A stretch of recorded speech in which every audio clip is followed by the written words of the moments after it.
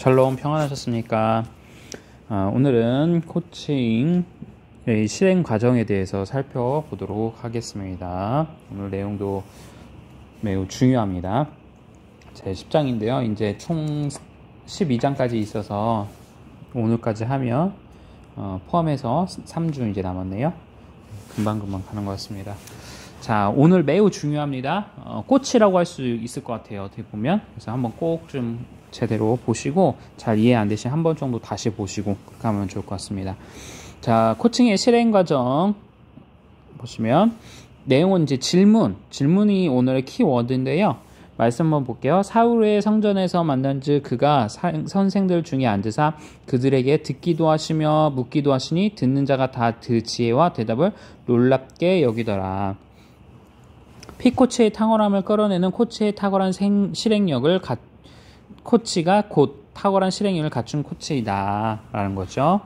자, 8장에서는 우리가 1대1 팔로우 코칭을 배웠고요. 2장에서는 팀이죠. 실행 전략팀의 팔로우 코칭을 과정을 학습을 했어요. 이제 10장에서는 바로 10장과 11장인데 10장에서는 특별히 코칭의 기술 중에 경청과 질문에 대해서 학습을 할 거고요. 11장에서는 피드백에 대한 학습을 할 겁니다. 피드백. 어떻게 내가 했던 것들을 제가 예를 들어서 설교 피드백도 있어요. 저희가 이제 설교학을 배우는데요. 저희 이제 스승님은 이제 뉴욕 교수님이세요. 우리 교회에도 오셨는데 저희 이제 논문 지도도 해주셨던 교수님인데 그래서 연락하는데 우리 뉴 교수님한테 이제 배웠는데 교수님이 설교학에 대해서 저희들한테 이야기하실 때 피드백에 대한 설명을 쭉 하시거든요. 설교하고 나서 어떻게 해야 돼? 네, 가장 하지 말아야 될 걸. 아내에게 설교 피드백 받지 마라. 두 번째, 성도에게 피드백 받지 마라. 이거는 반드시 지켜라 라고 얘기하셨어요. 그러면 이제 누구한테 받느냐? 피드백은 이제 저 같은 경우는 스터디 모임이 따로 있어요. 동기 목사님들 스터디 모임인데 이렇게 어떤 스터디 모임을 통해서 전문화된 사람들을 통해서 잘 받도록 해라 라고 이야기해 주고 있습니다. 자, 하여튼 이런 피드백에 대해서 어떻게 할 건가를 이제 배우게 되는데 그건 11장에서 하고요. 오늘은 이 10장 결국 경청과 질문에 대한 내용을 살펴보도록 하겠습니다. 경청의 기술. 코칭 대화에서 경청 기술은 코치가 학습할 첫 번째 단계입니다. 예수님도 그 당시 바리새인들이나 사두개인들 여러 선생님 중에 앉아서 듣기도 하며 묻기도 하며 라고 하고 있습니다. 예수님께서 선생들과 마주 앉아 제일 먼저 한 일은 경청이었습니다. 자, 너무 여러분들이 중요시해야 될 게 무엇이냐면요. 이 경청과 오늘은 질문을 살필 거잖아요. 경청과 질문. 경청을 잘하는 사람이 질문도 잘하게 되어 있어요. 그래서 함께 가는 겁니다. 이 질문이 사실 오늘 가장 중요한 키워드인데요. 키워드 중요한 핵심 단어인데 이 질문을 잘하기 위해서는 경청을 해야 된다는 거죠. 그래서 경청을 먼저 살피는 거예요. 자, 경청의 의미, 경청의 원칙, 경청의 기법. 듣는다고 듣는 게 아니에요. 여러분들을 의사소통이라는 거 저번에도 제가 말씀드렸죠? 의사소통이라 하는 것은 그냥 듣는 것을 나는 듣기 잘하는데 라고 하는데 그것도 잘못된 거예요. 자, 오늘은 듣기에 대한 평가를 쓰는데 그걸 이제 경청이라고 표현했잖아요. 이제 우리 교회에서는 이제 했는지 안 했는지를 모르겠는데요. 아이들 양육법 중에 이제 몬테소리라는 게 있고요. 그 다음에 이제 성심학교 있어요. 마음을 하는 그거에서 보면 이 경청이란 하면서 이제 단어에 대한 설명을 쭉 아이들한테 해주는데 여기서 보면 나는 의사소통을 잘했다고 하는데 상대방은 왜 저럴까라고 하는데 그게 아니에요. 의사소통이라 하면 이 경청과 질문을 같이 포함하는 것을 이야기하고요. 저번에 설명드렸죠. 그 다음에 경청이라는 것은 그냥 단순히 내가 상대방을 들었다는 것이 아니라 어떤 의미고 원칙과 이 기법 이 세 가지를 잘 해야지 경청을 했다고 표현을 할 수 있는 것이죠. 저도 이거를 좀 잘해야 되는데 자, 보시죠. 보면 경청은 듣는 사람의 입장에서 공감하는 거예요. 공감. 이해되셨죠? 아까 말씀드렸잖아요. 아이들이 이 경청에 대한 성심학교, 마음학교에 대해서 이제 할 때 이 경청이라 뭐뭐뭐 하는 겁니다 라고 할 때 단어가 뭐냐면 상대방의 말을 잘 듣고 그것에 대해서 공감한다는 표현을 들어가고 있어요. 공감한다. 듣는 사람 입장에서 공감하는 것이 경청이에요. 그래서 경청은 피코치의 마음을 여는 기술이다라고 하고 있어요. 이게 의미예요. 첫 번째. 두 번째 의미는 자신의 모든 것을 집중해서 상대방의 업무의 가치를 보는 거예요. 상대방의 가치. 이해되셨죠? 경청이라는 첫 번째 의미는 상대방의 입장에서 공감해 주는 거고 두 번째는 상대방의 가치를 알아가는 거예요. 여기서 이제 업무라고 표현했죠. 이 사람의 이제 능력과 그 사람이 하고 있는 일들에 대한 이 사람이 무엇을 할 수 있다. 또는 이 사람이 지금 하고 있는 일들을 이야기하는 거예요. 여러분들 직장 생활을 하다 보면 이 사람이 하고 있는 업무에 대한 가치와 이 사람이 하고 있는 업무에 대해서 평가를 잘 안 해요. 그러니까 이 사람이 이 일을 맡겨줬을 때 이 일을 맡겨준 것에 대해서 잘했냐 안 했냐만을 보통 평가를 하지 이것이 어떤 업무적인 가치가 있는지에 대해서 상대방이 또한 그 업무를 어느 정도 잘 감당하고 있는지에 대해서 이야기를 생각을 하지 않는다는 것이죠. 그 다음에 두 번째는 이 사람의 가치. 이 사람은 우리 회사에서 어떤 가치를 갖고 있어. 이 사람은 우리 회사에서 반드시 어떤 면에서는 분명히 이 사람이 업무, 예를 들어서 회계의 일을 하고 있는 어떤 직원이 있다면 회계에 있어서는 다른 거는 모르지만 이 사람은 회계를 잘하기 때문에 나는 이 사람은 우리 회사에 고용한 거야 라는 이 사람의 가치를 업무와 함께 연결해서 판단하고 존중해 주는 것이죠. 이해되셨죠? 이것을 이야기합니다. 그 다음에 세 번째는 코치와 피코치 사이의 관계에서는 성과를 창출하는 데 있어 매우 필요합니다. 그러니까 경청은 성과를 내야 되잖아요. 우리가 코칭을 통해서 그 성과를 내기 위해서 반드시 필요한 게 무엇이다? 바로 경청이다 라는 것입니다. 경청을 하지 않으면 성과를 낼 수 없습니다. 이것은 꼭 이해하셔야 됩니다. 자, 그 다음에 네 번째, 경청한 피코치의 생각, 감정 등에 대한 관심을 갖는 겁니다. 여기서는 이제 보통 공감이라고 하는 것에 대해서 다시 한번 집중해서 다시 설명하고 있는데, 공감이라 하는 것은 입장에 대해서 그 사람이 어려워하고 있구나 라는 것을 1번에서 얘기했다고 한다면, 네 번째에서는 그 사람이 어떤 생각을 갖고 있고 어떤 느낌을 갖고 있으며 어떤 감정을 갖고 있는지까지 함께 이해해 주는 것, 그것이 바로 경청이라는 것입니다. 이해되셨죠? 그래서 피코치가 발언하고 있을 때 그 배우에 숨어있는 생각과 감정과 그의 입장을 이해하고 공감해 줘야 된다라는 것입니다. 이게 쉽지 않죠. 네. 자, 그래서 경청이 어려운 것입니다. 나는 의사소통을 잘한다? 그러니까 이게 말이 어려운 거래요. 이해되시죠? 의사소통을 하기가 어려운 겁니다. 어렵습니다. 상대방의 입장에서 그 사람의 생각과 느낌과 감정을 이해하고 그 사람의 배우에 숨어있는 감정을 이해한다는 게 쉬운 게 아니거든요. 상당한 많은 에너지 소비를 하고 공감을 해주는 거죠. 그래서 여러분들이 알고 있는 것처럼 심리 상담사가 되게 어려운 거예요. 특별히 그 우리 정신과 의사 선생님들이 매우 어렵고, 또 아시다시피 우리 그 누구죠? 어린이 소아 정신과 상담해 주시는 그 오은영 박사님, 이분한테 듣는 게 수업 한 시간 강의, 아니 그 한 시간 이렇게 그 뭐랄까요, 상담하는데 시간이 100만 원이라고 했나요? 제가 10만 원이라고 했나요? 10만 원이었던 것 같은데 제 기억에. 그게 한 시간 상담하는데 한 10만 원인가 그래요. 그만큼 이분한테. 그런데 그럼 왜 이렇게 비싸라고 하지만 이만한 가치를 그 상담 받은 어머니들이, 부모들이 이야기하더라고요. 왜 그럴까요? 이분은 계속 듣잖아요. 여러분 TV에 이 오은영 박사님 나오는 TV 프로그램도 있잖아요. 금쪽 같은 내 새끼인가요? 저도 이제 종종 가끔씩 보는데, 거기서 보면 오은영 선생님이 어떻게 부모님들을 상담해주고 코칭해주는지를 보세요. 계속 들으세요. 듣고 그 아이의 또 엄마의 감정은 어떨까? 그래서 피드백을 해주잖아요. 그 부모님한테 피드백을 해줄 때도 엄마의 감정을 이해하면서 그 단어들을 쓰면서 피드백을 해준다는 거죠. 왜? 그만큼 그것을 이해하고 있으니까. 이게 공감이에요. 이게 공감. 이해되셨죠?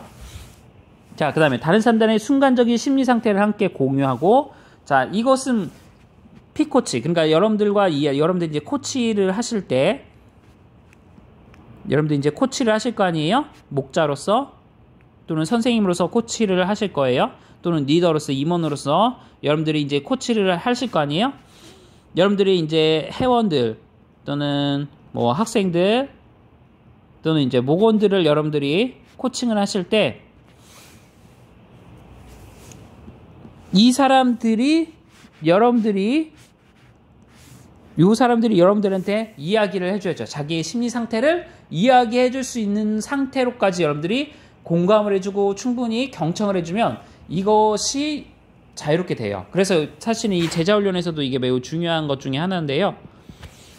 여러분들이 이제 목자로서 목원들이 어떤 상황 가운데 있을 때, 아, 왜, 요즘에 예배 왜 빠졌어? 그러면 무슨 힘든 일이 있니? 또 무슨 힘든 일이 있어요? 집사님? 요즘에 좀 코로나 때문에 장사가 잘 안 되세요? 라고 이렇게 질문을 했을 때, 그분들이 이제 그분들이 지금 갖고 있는 심리 상태를 어떻게 여러분들한테 막 쏟아낼 거예요. 제 남편과의 거부관계가 별로 안 좋았어요. 싸웠어요. 또는 요즘에 코로나 때문에 너무 장사가 돼서 월세를 내야 되는데 그거 안 낼 걱정이라는 심리 상태를 얘기하잖아요. 지금 심리 상태가 매우 불안한 상태를 이야기하고, 또는 우울해요. 또는 너무 슬퍼요. 그런 것. 또는 요즘에 다시 예배를, 우리가 추수감사절 때 다시 만났잖아요. 추수감사절 때 만나서 예배드리고 감사음악회 참석했어요. 너무 기뻐요. 감사가 넘쳤어요. 힘들었던 것이 위로가 됐어요. 또 이제 뭐 등등. 또는 여러분들 이제 고3 학생들 요즘에 이제 수능과 여러 가지 자소서들 내고 막 할 거 아니에요?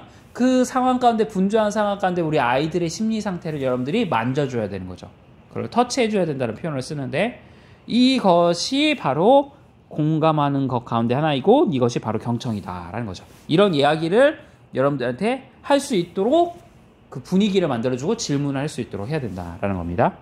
자, 야고보서에는 사람들마다 듣기는 속히하고 말하기는 더디하며 즐거워하는 자들과 함께 즐거워하고 우는 자들과 함께. 이게 제 목표 철학 가운데 하나거든요. 제 목표 철학이에요. 이게 매우 중요합니다. 네. 즐거워하는 자들과 함께 즐거워하고 우는 자들과 함께 울라.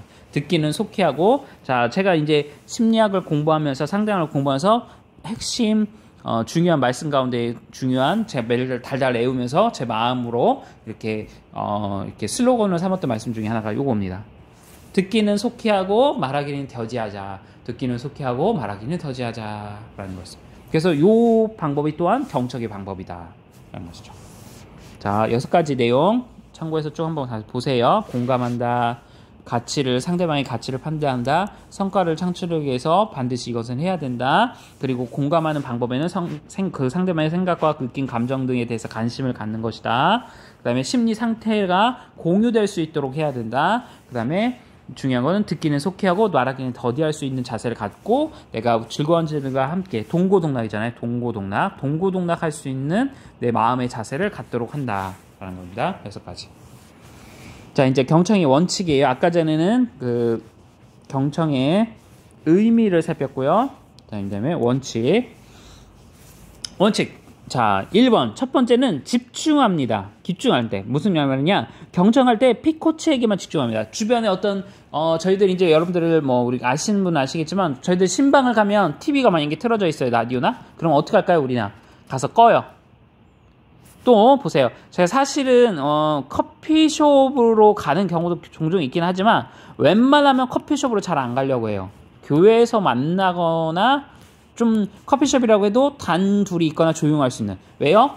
집중할 수 있는 공간으로 가야 되거든요. 주변에 어떤 상경이나 여건들이 있으면 집중해서 이야기하기 쉽지 않아요. 이해되셨죠?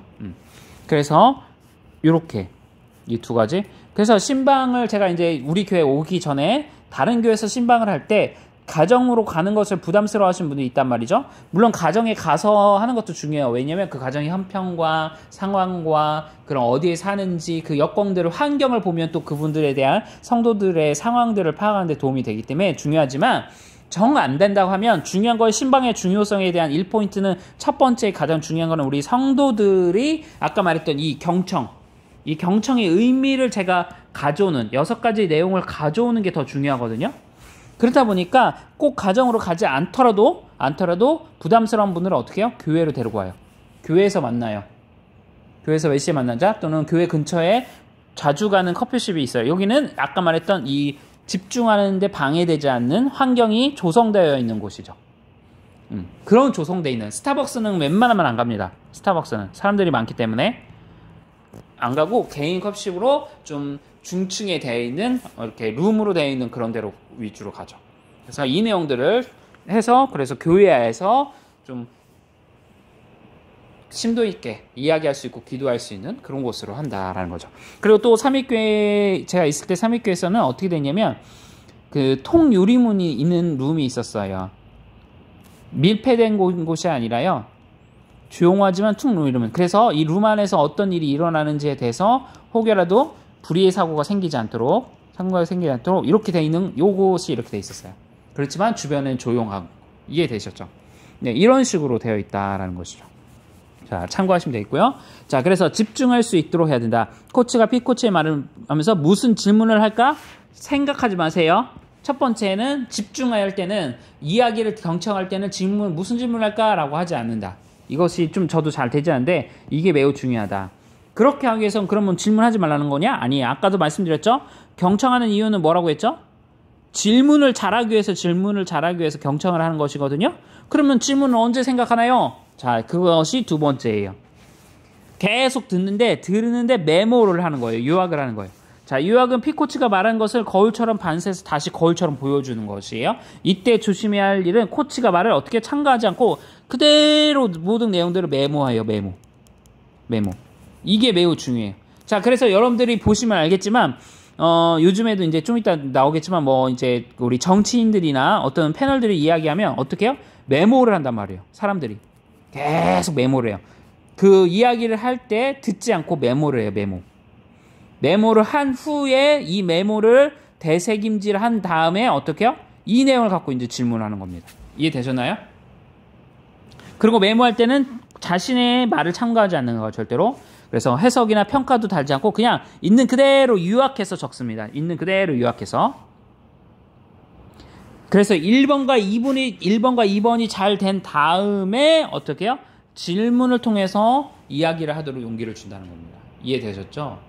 충분히 P코치의 내용들을 메모를 다 하고 다 듣습니다. 어떤 질문할지는 아니라 계속 메모를 사실은 다 해요. 이제 저 같은 경우는 이제 숙달이 되어 있으니까 내용도 메모를 할 때 전체적인 내용을 메모하지 않죠.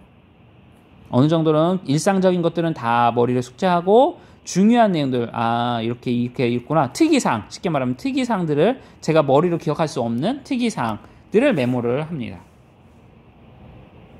되셨죠? 자, 속기라고 하죠. 속기. 저 이제 속기까지는 안 가지만 이렇게. 자, 그런 가운데 질문을 이 메모들 1, 2번이 다 된 다음에 그 메모를 보면서 이제는 질문을 다시 하는 겁니다. 이해되셨죠? 그러니까 1번과 2번을 원칙으로 하고 이것이 된 상태에서 3번을 하는 거예요. 자, 네 번째는 코치가 P코치를 이야기를 하고 그 다음에 여기서 중요한 게 있어요. 즉시 조언이나 해답을 주려고 하지 않는다. 제가 급하게 상담할 때는 어쩔 수 없이 좋은 것 막 해답을 주는데 여러분들 아실지 모르는데 아실 분들 아시겠지만 처음에는 제가 계속 들어요. 어느 정도 상대방에 대한 내용을 파악하고 어떻게 되는지 내용들을 그냥 저는 듣기만 하는 것이 거의 위주예요. 그리고 P코치가 저한테 해답을 달라고 요청할 때만 해답을 주더라도 그 해답 역시도 어떻게 해요? 열린 질문으로 이렇게 하는 건 어떠세요? 이런 것들은 저는 이렇게 생각했어요. 이런 것도 있고, 그러니까 선택지를 주는 거죠. 단답형이 아니라 선택하도록. 이해되셨죠? 그렇게 이야기를 하게 된다. 그래서 여러분들은 아직 초음이시니까 해답과 조언을 절대로 주려고 하지 마세요. P코치로 하여금 생각을 해서 그 문제를 해결할 수 있도록 해야 된다. 그래서 저는 상담을 하다 보면 그냥 저는 듣기만 해주고 그냥 이렇게 이야기 몇 가지만 해주는데 해답을 찾고서 문제를 해결하는 경우를 종종 자주 봐요. 네. P코치 하시는 분들이. 그 다음에 원칙. 5번째는 뭐냐? 확인. 자, 가정은 금물입니다. 가정은. 코치가 단정하거나 가정하기 전에 질문을 하여 사실인지 아닌지를 확인해야 돼요. 이것이 중요해요. 자, 무슨 말이냐면 제가 듣다가 반복적으로 질문해요. 여기서 보면 이제 질문을 하지 말라고 했잖아요. 그런데 이때 가끔 제가 질문을 할 때가 있어요. 1번과 2번을 할 때 질문을 가끔 해요. 어떤 질문일까요? 바로 이 질문한 거예요. 왜냐면 제가 이제 메모를 하거나 이렇게 내용들을 암기하고 있을 때 혹여라도 제가 잘못 이해한 부분이 있을 수 있잖아요. 이해되시죠? P코치가 이런 내용들을 얘기하는데 제가 저희 생각을 집어넣으면 된다고 했나요? 안 된다고 했나요? 집어넣으면 안 된다고 했잖아요. 그거 팩트만을 사실만을 이야기할 수 있도록 그것만을 메모할 수 있도록 해야 되는데 그러다가 제가 저희 생각이 잘못 오해해서 이해된 왜곡됐다고 하거든요. 이거를 왜곡된 기억을 갖고 메모할 수 있을 수 있기 때문에 이때 이제 질문을 하는 겁니다. 이때만. 그러나 이 질문도 역시도 길게 하지 말고 흐름. P코치가 막 얘기하는 내용들이 흐름이 끊기지 않도록 짧게 질문해야 돼요.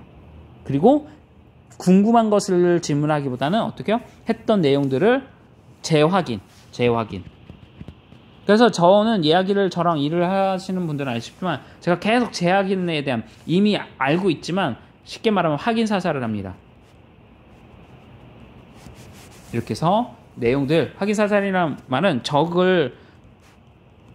죽은 시체에 가서 어떻게 해요? 실제로 진짜 죽었는지 확인한다는 게 좀 전쟁 용어인데 저는 이 내용이 맞지만 확인은 제가 숙제했어요. 하지만 다시 한번 확인을 하는 거죠. 재차. 그럴 경우에만 그렇게 하고 그렇지 않은 경우에는 대부분 질문하지 않는다. 라는 거죠. 자, 지금까지 내용을 토대로 한번 이 5가지 원칙을 통해 한번 해보자는 거죠. 자, 뭐냐? 질문을 한번 만드는 거예요. 가장 잘하고 있는 것과 잘 못하는 것. 이 5가지 중에서 여러분들 집중을 잘하는지 내가 상대방을 또는 요약을 하고 있는지 아니면 권유를 하는데 질문을 통해서 권유하고 있는지 그 다음에 내가 문제를 풀어주는지 아니면 풀기 위해서 생각을 풀어주고 있는지 문제 해답이 아니라 피코치가 스스로 문제를 풀 수 있도록 그 선택지를 주면서 방향성을 제시하고 있는지 그 다음에 재차 확인을 제대로 잘 하고 있는지 이해되셨죠? 이 5가지 중에서 잘하고 있는 것은 무엇이고 잘하지 못하는 건 무엇인지 뭐 1번 뭐뭐뭐 이렇게 하세요. 자, 그 다음에 이제 3번째는 경청의 기법입니다. 기법, 방법이에요. 이것도 방법이 될 수는 있겠죠. 이것도 방법이 될 수는 있겠지만 이건 이제 원칙. 요런 원칙을 토대로 나는 이것은 원칙이라 하면 다른 것, 이거 외에는 다른 것은 어떻게 해요? 하지 않는다 이 말이에요. 이해되시나요? 원칙이라 하면 이 5가지 외의 것은 하지 않도록 한다. 이 5가지는 꼭 하도록 한다. 이것이 원칙이고요. 기법은 그 5가지 중에서 뭐뭐것이 들어갈 수 있고 또는 그 5가지를 풀어내는 방법이겠죠. 풀어내는 방법. 이해되셨죠? 자, 볼게요. 자, 3단계 기법. 3단계는 귀, 입, 마음으로 듣는다. 자, 경청의 내용은 귀로 듣고 입으로 듣고 마음으로 듣는다. 귀로 듣고 입으로 듣고 마음으로 듣는다. 제가 이제 성경 통독을 할 때 우리는 보통 이제 듣기만 하잖아요. 그래서 사실은 제가 이제 주일학교 아이들을 양육할 때 하는 것 중에 하나가 뭐냐면 반드시 소리내서 읽게 하고요. 자, 눈으로 보게 하고요. 그 다음에 어떻게 하냐? 외우게 해요. 외우게. 말씀 암송. 이게 마음에 새기는 거죠. 마음판에 새기는 거. 요 3가지를 반드시 하도록 교육 컬럼이 잡혀 있어요. 저는. 이제 제 딸도 있잖아요. 제 딸도 보면 지금 영어로 성경을 암송해요. 암송하고 그 다음에 자기 입으로 말하게 해요. 그 다음에 저희 유튜브에서 하는 큐티를 계속 저랑 같이 해요. 요즘에 이제 혼자 초창기는 같이 해줬고요. 지금은 그 기도해주는 부분만 제가 해주고 나머지는 혼자 하도록 해요. 왜냐면 혼자 할 수 있는 힘을 키워줘야 되기 때문에 영어 암송은 같이 하고 있어요. 영어 암송은 같이 하고 이런 식으로 눈으로 보고 서로 자기가 그리고 기도문이나 뭐 할 때도 읽게 해요. 반드시. 그리고 눈으로 외우고 이렇게 3가지 똑같아요. 귀, 입, 마음으로 한다. 먼저 귀로 듣기 위해서는 피코치가 이야기가 들어갈 수 없을 만큼 다른 잡동사에 아까 말했던 1번하고 내용이죠. 환경을 만들어준다. 자, 그 다음에 이게 중요한 단어예요. 의식의 화살이라는 단어를 여러분들이 암기하시면 좋겠어요. 의식의 화살. 이거 좀 더 설명드릴게요. 의식의 화살. 피코치에게 의식의 화살을 돌리도록 한다. 그래서 귀로 듣기 위해서는 주변 환경을 반드시 변경해줘야 된다. 맹모 삼천지기 아시죠? 자, 맹자의 엄마는 맹자가 공부하는 데 있어서 환경의 중요성을 반드시 얘기했어요. 공부와 학습의 환경이 매우 중요합니다. 자, 2번째, 입으로 듣는다는 것은 단지 수동적으로 듣는 것이 아니라 질문을 통해 적극적으로 듣는 것을 말합니다. 자, 질문에 이게 나오죠? 질문을 하는 방법을 이제 좀 이따 배울 거예요. 그래서 경청은 귀로 듣는데 환경을 조성해주고 입으로 말하고 듣게 하는데 질문을 통해서 한다. 그 다음에 3번째, 마음으로 듣는 것은 가능성과 잠재력. 아까 이제 의미에 대한 내용이죠. 최대한 발휘할 수 있는 이게 성과겠죠. 이렇게 할 수 있도록 도와준다. 그 다음에 4번째, 마음으로 듣는다는 것은 이상적인 매우 중요한 것인데 이때 주의할 때는 코치가 어떻게 조언을 주려고 하지 말라. 자, 왜 이렇게 얘기하냐? 조언을 여러분들이 조언을 해주는 순간 피코치는 수동적으로 수동적으로 거의 변하게 되어 있어요. 이해되시나요? 저희들이 경청을 하기 위해서는 이 사람의 마음의 상태, 자기의 감정, 그 내용들이 어떤지를 이야기를 해줘야 되잖아요. 근데 그 이야기를 여러분들이 조언해주는 순간 어떻게 해요? 감소하게 되어 있어요. 적극적인 행동이 감소하게 됐다. 그래서 조언을 해주면 수동적이 되게 되어 있다. 사람은. 그래서 조언은 최대한 정말 해줘야 됐다면 나중에 해줄 수 있도록 노력을 하고, 웬만하면 일단은 듣는 쪽으로 방향을, 앞에 코칭을 해줄 때 최대한 이 조언은 뒤로 미루도록 해라. 뒤로 미뤄야 한다. 자, 다만 질문을 통해 해답을 찾을 수 있도록 도와줄 수는 있다. 아까 얘기했죠? 질문을 할 수는 있긴 하지만 이 아까 1번과 2번이 완성된 다음에 질문을 통해서 이야기를 하고, 이해되셨죠? 이 경청의 기술이 어느 정도, 경청이 정보가 P코치가 말하고자 하는 감정과 지금 지식의 상태 또는 환경 등등들을 파악을 여러분들이 다 하고, 적극적인 상태가 수동적이 아니라 능동적인 상태인 것이 여러분들이 감지가 됐을 때 나서 이제 질문하기 시작하는 겁니다. 그렇죠? 요 네 가지 상태를 앞에 것과 함께 그 의미와 원칙들을 토대로 이 기술들을 여러분들이 이렇게 숙련시켜야 된다. 그 얘기입니다. 되셨죠? 자, 넘어갈게요. 자, 5번째. 그 다음에 코치가 이야기하고 싶어도 이게 되게 힘들거든요. 아까 그래서 제가 말씀드렸죠? 듣기는 어떻게 해요? 빨리 하고, 말하기는 어떻게 하라? 더디하라. 이 말씀을 여러분들이 마음판에 새기시면 좋을 것 같아요. 말하기는 더디하라. 말이 목구멍까지 올라오더라도 대신 참고 있어야 된다. 계속 들어줘야 된다. 어느 정도까지나? 코칭의 80%는 P코치. 아까 말씀드렸죠? 요 앞부분 경청이 80%, 그 다음에 코치가 말한 거는 20%. 질문 포함. 이렇게 돼야 된다. 라는 겁니다. 이 정도 퍼센티지를 갖고 있어야 된다. 아셨죠? 자, 2번. 6번은 아브라함 링컨은 연사할 때마다 상대방 편의 중심에서 3분의 2를 어떻게 해요? 듣는 것에 할애했대요. 그리고 상대방이 어떤 생각을 할까? 상대방이 듣고 싶은 말은 무엇일까? 라를 연설을 하고 연설을 준비할 때마다 아브라함 링컨은 늘 생각했다. 그리고 내가 말하고 싶은 거는 3분의 1로 할당했다. 이해되셨죠? 이렇게. 자, 그래서 커뮤니케이션, 의사소통에서 가장 중요한 것은 무엇이다? 상대방의 말을 듣는 것이다. 그래서 경청이 어려운 겁니다. 경청하는 게 그래서 매우 어렵습니다. 이 내용들을 토대로 꼭 기억하시면 좋겠습니다. 자, 그 다음에 질문의 기술 중요합니다. 자, 질문의 기술. 코칭에 대해서 경청 기술보다 더 중요한 게 뭐라고요? 질문이다. 질문이 더 중요하다. 질문은 마중물처럼 사람의 내면에 잠겨있는 깊은 생각을 어떻게 해요? 끌어내줍니다. 그래서 예수님은 선생님들 중에 앉으사 경청하시고 질문도 하셨고, 예수님은 듣는 것으로 끝나지 않고 어떻게 해요? 질문을 하셨다. 반드시 질문해야 돼요. 질문. 자, 이 아까 80%가 경청이라고 하다 보니까 이 경청이 중요한 거라고 생각할 수 있는데 그렇지 않아요. 이것이 이 질문을 하기 위한 빌드업 작업이에요. 빌드업. 요 20%가 핵심인데 이 20%를 위해서 이 80% 작업이 되어져야 된다라는 것이죠. 이해되셨나요?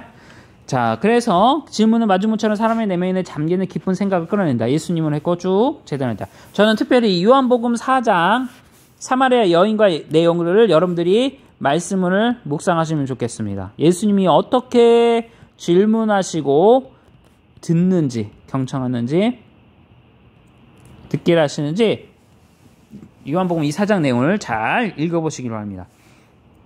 그리고 이 부분 뭐예요? 제자들에게 너희는 나를 누구로 하느냐라고 하느냐 하면서 이제 마태복음에서는 16장의 내용에 나오는 거죠. 사람들이 세상을 나로 누구로 하냐? 베드로가 너는 나를 누구로 하냐면서 주는 그리스도 살아계신 하나님의 아들입니다 라고 이렇게 신앙 고백을 하죠. 그 내용이고, 그 중에서 질문의 기술은 답을 듣고자 하면요, 요게 이제 여러분들이 이 코칭이나 상담을 아직 익숙하지 않은 분들은 요렇게 할 거예요. 질문에는 분명히 뭐가 있어야 된다? 답이 있어야 된다는 이 고정관념이 있다 보니까요, 요 질문을 하는 것은 꼭 답을 찾기 위해서 여러분들이 계속 행동을 하거나 의식을 갖고자 할 거예요. 근데 이것을 어떻게 해요? 버리는 훈련을 하셔야 돼요. 훈련. 이해됐죠? 질문의 기술은 답을 듣고자 함이 아니라 뭐예요? 답을 찾아내기 위함이다.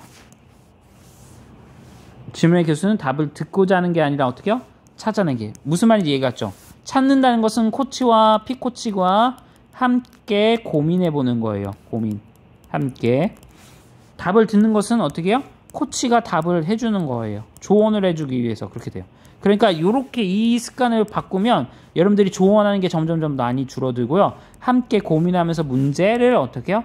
해결하는 습관을 가질 수 있게 됩니다. 이해되셨죠? 답을 찾아내기 위해서 합니다.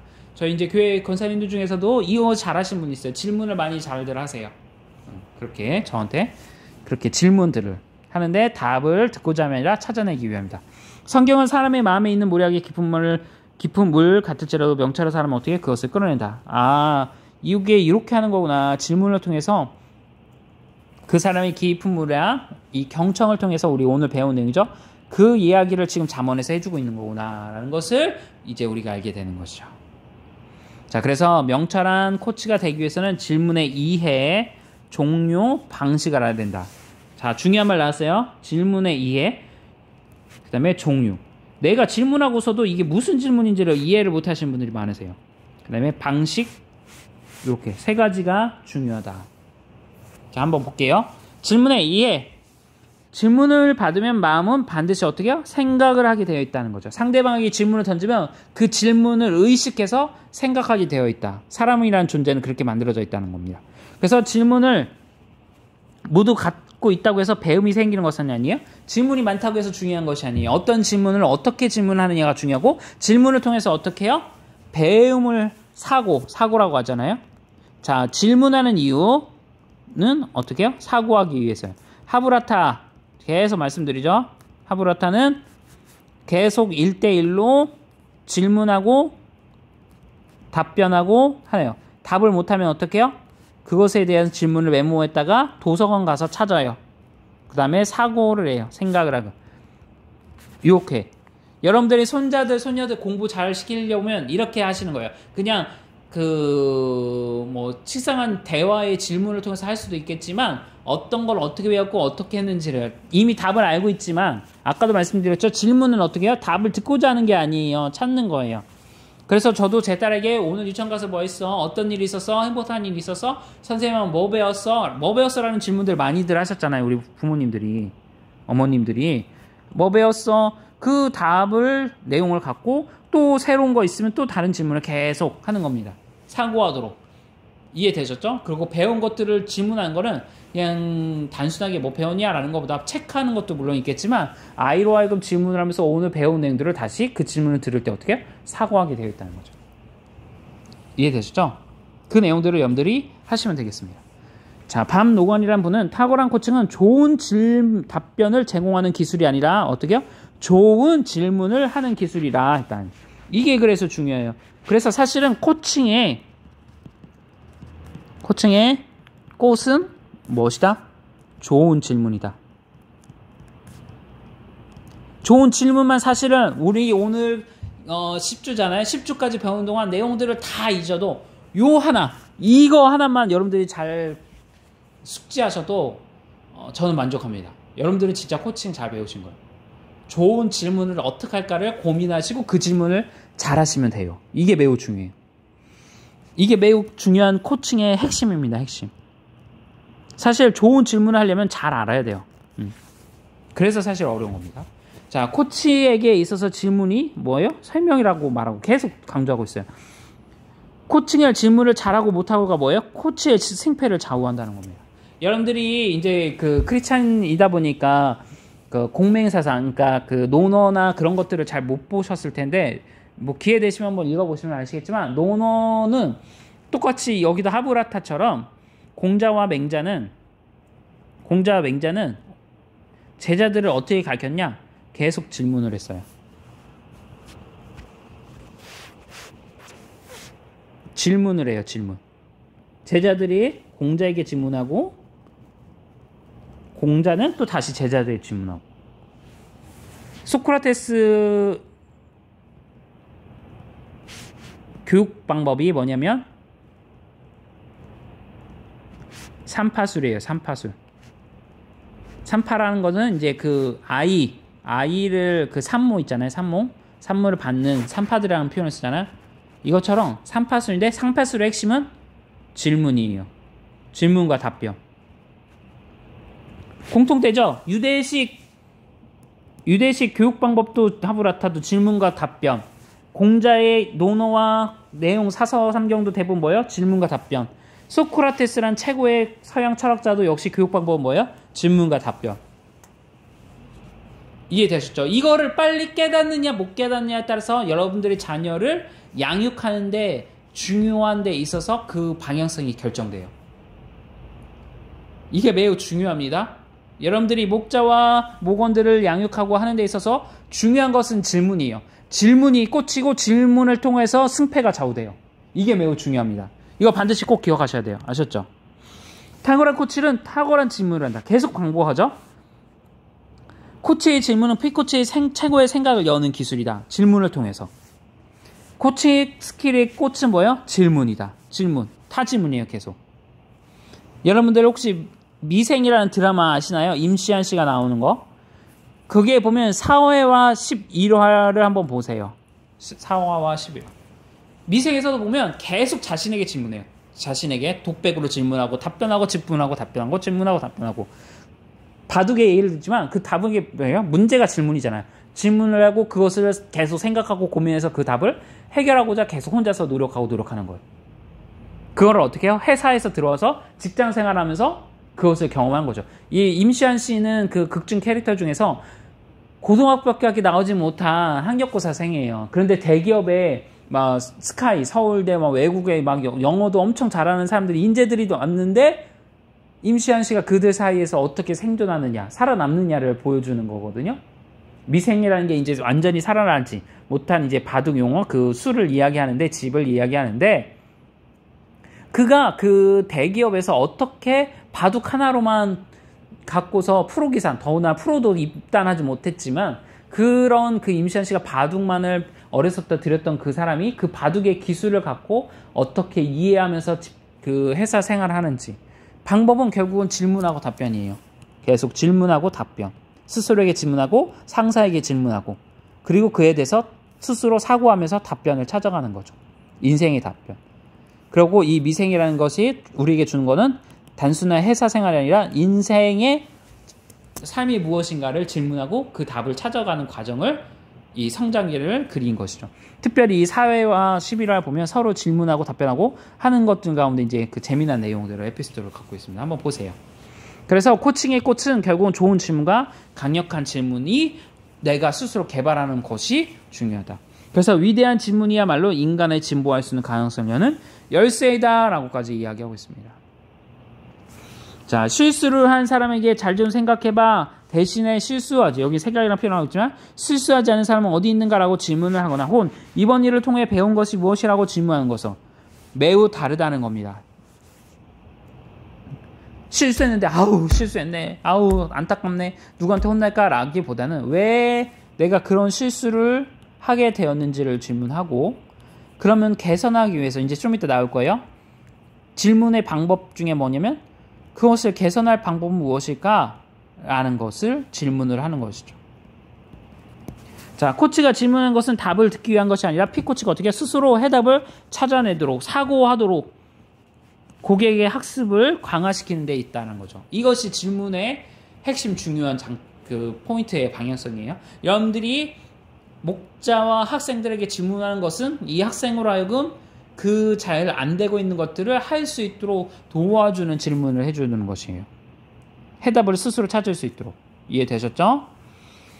이거 중요해요. 자, 아까 그 다음에 의식의 화살이라는 표현을 썼어요. 화살은 방향성을 나타나면서 의식이라는 것은 여러분들이 이제 사고잖아요. 사고하는 방향성이란 표현을 그리고 그 방법에 대한 내용을 의식의 화살이라는 단어를 사용하고 있어요. 자, 그것은 이거예요. 쉽게 이해할 수 있어야 하고 간단하게 답변할 수 있는 것이어야 되고 침묵보다는 생각을 요구하고 사실뿐 아니라 감정까지 드러낼 수 있고 생각에 초점을 맞춰서 새롭게 맞추는 것. 요렇게 해서 생각에 초점을 맞춰 새롭게 방향성을 어떻게 전환하는 것이 의식의 화살이라는 것입니다. 이해되셨죠? 나의 의식의 화살을 어디에다 관역을 맞춰서 쏠 것인가? 그렇게 하기 위해서는 좋은 것, 그러니까 화살이 있으면 화살이 빗나가지 않고 요 10점 만점에 정조준해서 쏜다. 그래서 나의 의식의 화살을 어떻게 쏠 것인가 라는 것을 이렇게 해라. 내가 쉽게 어떤 문제가 있으면 그것을 쉽게 이해할 수 있도록 그것을 만들어버리고 그 다음에 간단하게 그것에 대해서 답변할 수 있도록 내가 정리를 하고 그 문제를 침묵하기보다 계속 생각을 해서 곱씹어보고 그 다음에 사실뿐 아니라 감정까지 드러낼 수 있어야 하고 그 다음에 생각의 초점을 어떻게 이제는 전환할 수 있도록 해야 된다라는 겁니다. 이게 묵상, 큐티하는 방법이에요. 예수님이 사마리아 여인에게 요구하셨던 것은 이거예요. 사마리아 여인에게 하셨던 방법은 쉽게 그녀가 이해할 수 있도록 복음을 제시하고 3분 이내에 복음을 제시하고 대화 보시면 짧잖아요. 그 다음에 그녀로 하여금 생각하는 질문을 계속하게 하고 너의 남편이 어디 있느냐, 너의 남편은, 이 말투는 뭐야? 너의 남편이 어디 있냐는 것은 남편을 대우라는 그것이 아니잖아요. 답을 듣기 위한 질문이 아니었어요. 예수님의 질문은 너의 남편이 어디 있느냐라는 질문은 무엇이냐면 너에게 있어서 진정한 남편이 있느냐? 진정한 남편이 있니? 라는 질문이었어요. 여인이 한 질문은 우리가 예배할 때를 참는다고 야고보로 얘기했는데 내가 목마르지 않는 영원한 생수를 줄게. 그 생수는 정말 마르지 않는 생수라는 게 아니에요. 뭐예요? 영적인 너의 고갈. 이 질문을 한 다음에 너의 영혼의 남편은 누구라는 거예요? 곧 우리 예수님이시다. 우리 예수님이 진정한 앞으로 오실 신랑이시고 우리 모든 뭐예요? 요한계시록에서 이야기하는 신부이신 것을 어떻게 해요? 설명해주고 있는 것이죠. 그래서 그녀의 감정까지 드러내게 해서 맞아요. 저에게는 남편이 없습니다. 그래서 그러면 저희 남편을 찾으려면 어떻게 해요? 예배에 나가야 된다. 그 예배는 뭐냐? 베델이나 예루살렘에서 드리는 예배가 아니라 영과 진리로 장소에 따른 예배가 아니라 성령 하나님이 함께하는 예배 그리고 그 진정한 예배 너의 마음과 몸과 뜻과 정성을 다하여 주 너의 하나님을 사랑하라는 것 그것이 예배이다. 그렇게 할 때 어떻게 해요? 영적인 고갈함이 목마름이 회복됨으로 어떻게 해요? 전환된다. 그것이 뭐예요? 의식의 화살이라는 표현을 쓰는 겁니다. 의식의 화살을 관역에 맞춰서 빗나가게 하지 않고 정관역에 맞추도록 해야 된다. 그래서 죄에 대한 하마르티아라는 헬라어가 죄라는 뜻이 뭐라고 했죠? 관역을 비껴나가는. 하나님께서는 우리에게 하여금 이 의식의 화살을 복음, 예수를 향하여 집중하도록 화살 관역을 맞추고 있는데 우리의 화살의 방향성이 어디로 하고 있어요? 세상과 다른 죄의 것들, 유혹에 향해서 우리가 의식의 화살을 이쪽에다 맞추고 있으니까 그것을 어떻게 해요? 이 질문을 통해서 전환시켜서 그리스도에게로 향하게 해야 된다는 겁니다. 이해되시죠? 여러분들이 모국원들과 학생들로 하여금 이 의식의 화살을 통해서 관역을 예수님께로 맞추도록 하는 것. 이것이 질문을 통해서 해야 된다는 거죠. 자꾸 질문을 해서. 그래서 이 드라마나 뭐 이런 것들 보면 최근에 이제 제가 한번 설명을 드렸던 것 같은 건데 지옥이라는 드라마 이제 또 나가고 넷플릭스 막 하는데 질문을 계속 하잖아요. 사람들을 미혹하기 위해서. 이단들도 미혹한단 말이에요. 의식의 화살을 변환시키기 위해서. 예수님께로 향하고 있는 것을 세상으로 향하기 위해서 거짓을 향하도록 의식의 화살을 돌리고자 노력하잖아요. 그 얘기예요. 그래서 질문은 악수하는 것 같아서 관계를 추구하고 그래서 관계까지 나오고 공유하고 맺고 싶은 내용을 아까 경청이 그래서 나타나는 거예요. 경청에서도 중요한 게 뭐예요? 결국은 공감이었잖아요. 이렇게 해야 된다는 거죠. 자, 다음 넘어가겠습니다. 자, 이제 질문의 종류가 있습니다. 질문의 종류는 쭉 저랑 해볼 텐데 매우 중요해요. 자, 열린 개방, 열린 지문 있고 닫힌 지문 있다고 했어요. 여러분들 어떻게 해요? 열린 지문을 해야 되겠죠? 저번에도 한번 연습 말씀드렸어요. 이번 코치 세미나를 통해 배운 것이거나 실천하고 싶은 거 있으면 한 가지만 얘기해 주세요. 그냥 당신에게 유익했습니까? 이게 아니라 한 가지만 말씀해 주세요. 실천하고 싶은 거 있으면 배운 것 중에서 요거가 열린 질문.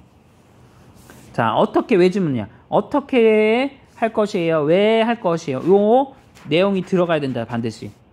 그 다음에 과거지향적일 수도 있고 미래지향적일 수도 있는데 웬만하면 미래지향적으로 가야 된다. 자, 건강검진 진단을 살펴볼 때 앞으로 개선해야 할 것은 무엇이라고 생각하세요? 자, 이게 중요해요. 문제 해결을 위한 핵심의 질문의 자세는 무엇이냐면 미래지향적인 거예요. 과거를 돌아보는 것에 대해서 저희 아내는 이제 보지 말라는데 그게 아니에요. 여러분들이 잘못한 것에 대해서 피드백을 할 때 어떻게 해요? 그것을 곱씹어 보되 요거가 안 되면 안 돼요. 요거. 그 다음에 이 약점으로만 하지 않고 이제 다음에 나올 텐데요. 좀 이따 볼게요. 개선해야 될 점이 무엇인지를 설명을 해야 돼요. 잘된 것과 안 된 것을 이야기하기보다요. 개선해야 할 때 어떻게 하면 좋을까? 미래정책. 다음에 할 때는 무엇을 할까? 여러분들이 평가를 할 때 이번에는 이렇게 했다는 것을 평가하는 것은 사실 의미가 없어요. 엄밀히 말하면. 더 중요한 거는 내년에는 어떻게 할 건가? 요것에 대한 질문으로부터 시작을 해야 돼요. 이해되셨죠? 그리고 그거를 메모해놨다가 보는 거죠. 자, 그 다음에 특정 질문과 확대 질문. 특정 질문은 몇 년으로 딱 정해져 있고, 그런데 그리고 어떻게 해요? 확대 질문. 지난 시간 몇 년 동안부터 달라진 거. 시작되고 몇 년 동안. 그냥 이렇게 딱이 아니라 어떻게 해요? 확대. 달라지면. 그냥 단순하게 특정돼서 몇 년 동안 뭐 있었습니까? 라가 아니라 몇 년 동안 달라진 것은 새롭게. 우리 교회가 최근 몇 년 동안 새롭게 달라진 것은 무엇이었나요? 더 구체적인 걸 질문은 어떻게 할까요? 최근 1년 동안 또는 최근 2년 동안 코로나 동안 바뀐 것은 무엇이었고 우리가 잘한 것은 무엇이었고 내년에는 그러면 어떻게 하면 좋을까요? 내년의 계획은 어떻게 할까요? 이것을 토대로 이렇게 질문을 해야 되겠죠. 자, 일반적인 질문은 당신은 지금 하는 일이 좋은 일이니까 구체적으로 점점 들어가려면 어떻게 해요? 가장 어려운 문제 3가지. 이렇게 구체적으로. 지금 하는 일에 대해서 어떻게 생각하세요? 지금 하는 일에 대해서 어려운 문제는 뭐고 당신에게 주는 유익 3가지는 뭐라고 생각하세요? 그 유익 3가지가 어려운 문제보다 더 퍼센티지로, 우리는 퍼센트로 해야 되죠? 몇 퍼센트의 더 효과가 있다고 보십니까? 하고 이렇게 질문하는 거죠. 이해되셨죠? 자, 이 내용들을 하시고. 자, 단정적인 질문과 가정법적인 질문이 있어요. 간정적인 질문은 설문해 주시겠어요? 가정법은 괜찮으신다면 건강한 질문 좀 해주겠어요? 괜찮으시다면. 그리고 또 하나가 있어요. 이 가정법이 중요해요. 가정법. 여러분들이 질문을 할 때 미래지향적인 질문 아까 제가 하라고 했잖아요. 이 미래지향적인 건 뭐예요? 결국 if잖아요. 제가 이제 컴퓨터공학과 나왔는데 프로그램 언어 중에서 매우 중요한 것 중에 하나가 뭐냐면 if라는 거예요. 가정문이라는 표현이거든요. 이렇게 했을 때는 이렇게 될 거야. 이렇게 되면 어떻게 될까? 이것을 하는 질문을 잘 하시는 게 중요해요. 그래야지 뭐 될까요? 이것이 되면 계획을 하게 되고요. 그래서 이것에 대한 시뮬레이션이라고 표현하는데요.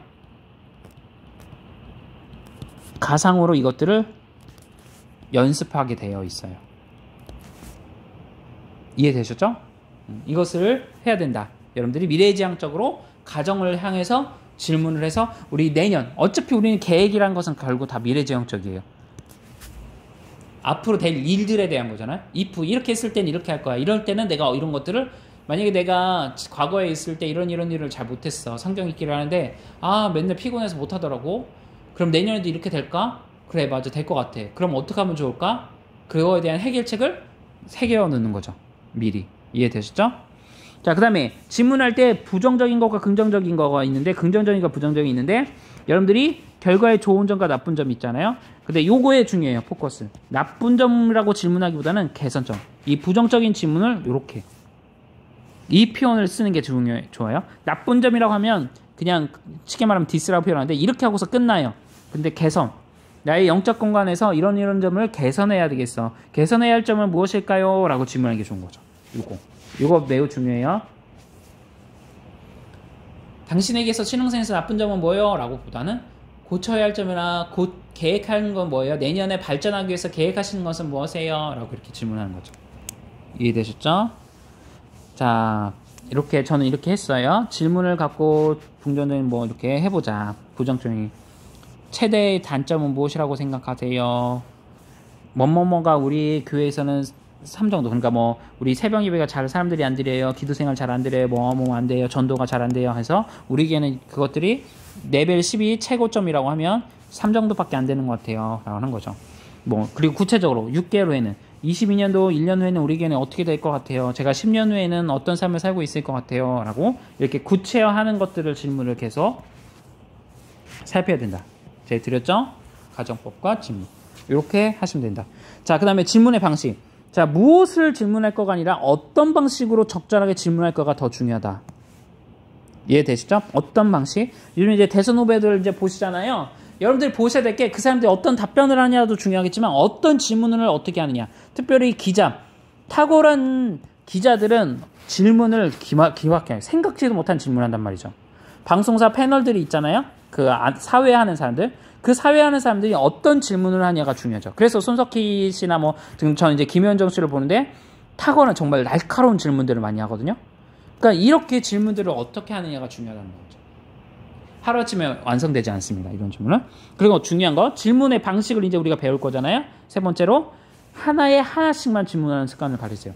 한 개의 질문 문장을 여러분들이 만들 때 그래서 이거 만들어 본 건데 한 가지씩만 질문을 만들도록 하는 거예요. 한 가지씩만. 예를 들어서 너 오늘 어디 가서 육하 원칙이라고 표현을 하는데 이 육하 원칙도 짝딱 끊어서 하는 게 좋겠죠. 어디 가서 뭐 먹을 거야? 돈은 있어? 카드로 할 거야? 이렇게 네 가지를 한 번에 질문하면 어떻게 해요?